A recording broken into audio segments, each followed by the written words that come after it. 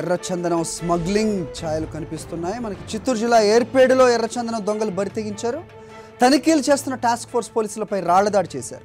ఈ దాడిలో RSI Vasu గాయపడ్డాడు. 6 కూలీలను arrest చేసిన పోలీసులు భారీగా ఎర్రచందనం దొంగలను స్వాధీనం చేసుకున్నారు. దీనికి సంబంధించి పూర్తి సమాచారం మా కరెస్పాండెంట్ మధుని అడిగి తెలుసుకుందాం. మధు, హరి చెప్పండి.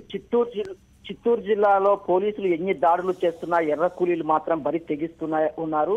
తాజా ఉదాహరణగా మనం ఇవాళ ఘటన చోటు చేసుకోవచ్చు. ఇవాళ తెల్లవారుజాన ఏదైతుందో చిత్తూరు జిల్లా ఏర్పేడు వద్ద ఎర్రచందనంతో వెళ్తున్న లారీపై టాస్క్ ఫోర్స్ పోలీసులకు అనుమానం వచ్చింది.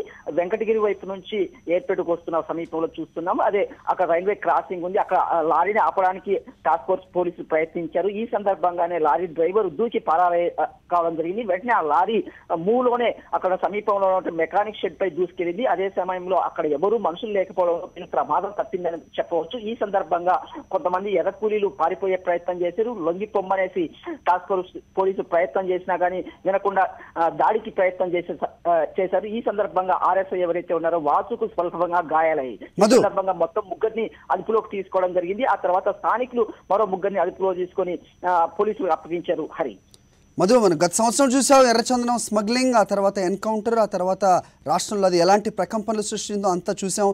ఆ తర్వాత కొంచెం స్తబ్దుగా ఉందనిపించింది. మళ్ళీ ఇప్పుడు ఎర్రచందనం దొంగలు, స్మగ్లింగ్, అలాగే కూలీలు అరెస్ట్ అంటున్నారు. ఏం చెప్తున్నారు? పక్క రాష్ట్రాల నుంచి వచ్చిన కూలీలే అని చెప్తున్నారా పోలీసులు? వాళ్ళ వర్షన్ ఏంటి?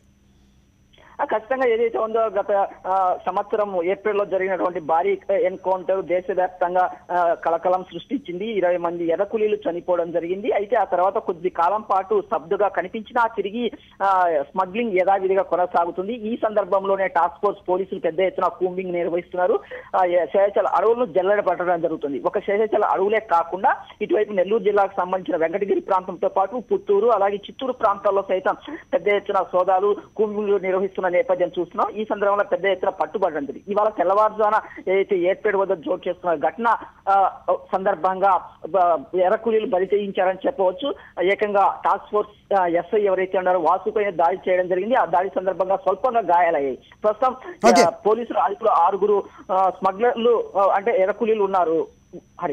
ఓకే మధు.